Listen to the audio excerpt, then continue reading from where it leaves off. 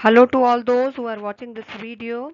This is the video for the students of class 11th biology, and Nivedita is here by taking a topic from chapter 8, that is unit 3, and the topic is cytoskeleton.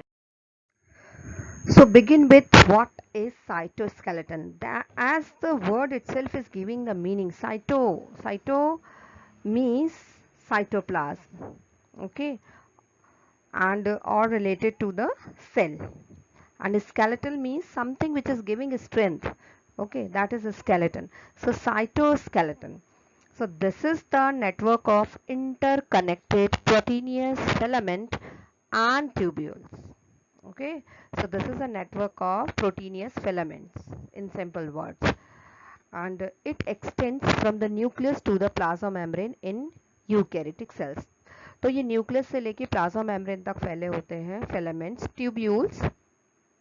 तो ये उसको एक rigidity देते हैं, structure देते हैं, okay, strength देते हैं। तो इसका फंक्शन यही है।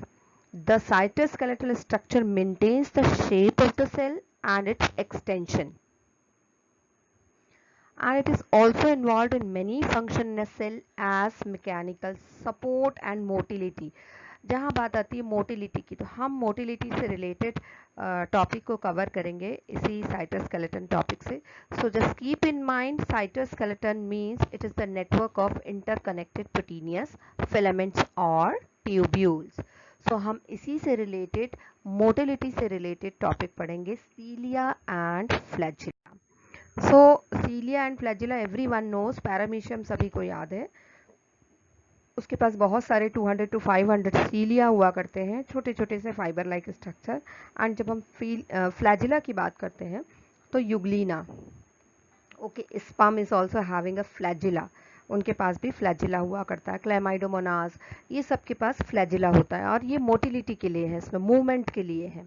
सो these are hair-like projections of cell membrane. Both cilia and flagella are almost identical in structure, but they are differ in length. cilia छोटे होते हैं, flagella बड़े होते हैं, okay, but दोनों ही ओस की तरह काम करते हैं, okay, means they cause the movement को cause करते हैं। and flagella जो होता है वो comparatively longer in size than cilia, and both are responsible for the movement of cell. तो इसमें ये clear हुआ कि one thing, cilia and flagella are hair like structure, and secondly they are for the movement. Thirdly, they are same in structure, only they differ in size.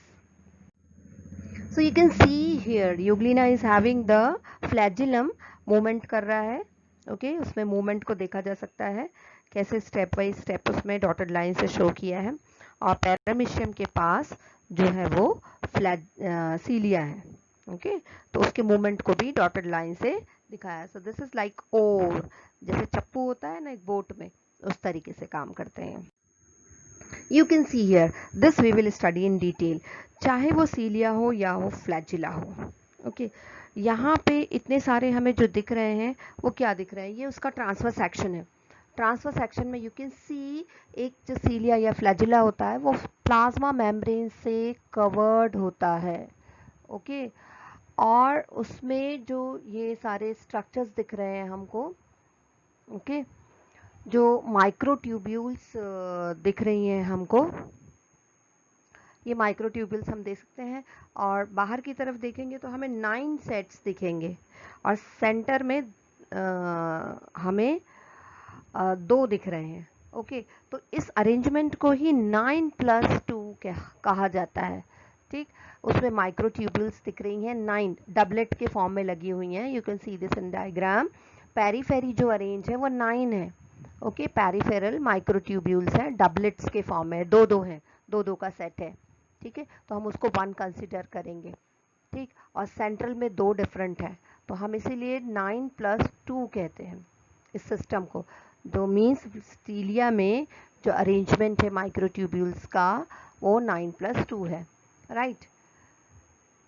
तो this is the structure, but prokaryotic में ऐसा नहीं होता, उसमें 9+0 होता है। This is 9+2 in eukaryotes, So you can see here कि इसका structure कितना typical है. You can know more about its structure in the next slide.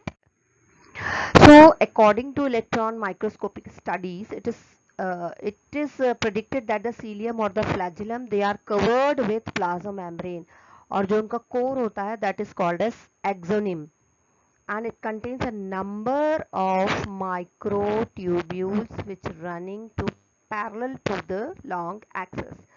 So usually the axoneme has 9 pairs of doublets of peripheral microtubule, जो कि diagram में मैंने दिखाए थे, वो 9 pairs हैं.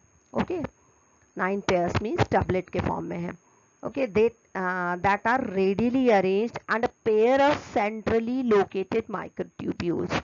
Okay, so the arrangement of axonemal microtubule is known as 9+2 arrangement. इसको हम 9+2 अरेंजमेंट कहते हैं. तो 9 जो हुए वो पेरिफेरल हुए माइक्रोट्यूब्यूल्स और 2 जो हुए वो सेंट्रल हुए. So the central tubules are connected by bridges and is also enclosed by a central sheath. जो सेंटर में 2 होते हैं वो एक शीथ से कवर्ड होते हैं. Okay, and which is connected to one of the tubule of each peripheral doublets of a radial spoke. by a radial spoke. Radial spoke से ये सेंटर में जो हुआ करते हैं ये हर एक डबलेट से कनेक्टेड होते हैं. Okay, so thus it has been estimated that there are 9 radial spokes. The peripheral doublets are also interconnected by linkers. जो 9 peripheral arranged है वो भी linkers के through एक दूसरे से connected है. So both cilium and flagellum, they emerged from centriole-like structure called the basal bodies. तो ये कहाँ से निकल कर आते हैं, चाहे वह सीलियम हो या फ्लैजिलम हो, उसके बेस पर बेसल बॉडीज हुआ करती हैं, वहाँ से ये अराइज होते हैं. And as I told you कि फ्लैजिला प्रोकैरियोट्स के भी पास होते हैं, बट उनका अरेंजमेंट जो होता है वो 9+0 होता है, मतलब सेंट्रल में नहीं हुआ करता. So this is of eukaryotic cell.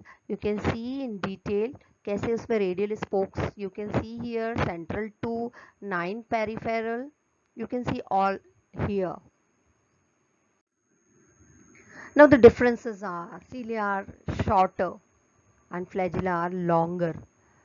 And जो सीलिया होते हैं वो बहुत सारे नंबर्स में होते हैं, जैसे पैरामीशियम के पास 200 to 500 हुआ करते हैं, बट जो फ्लैजिला होते हैं दे आर फियर 1 to 5, 1 से 5 तक. एंड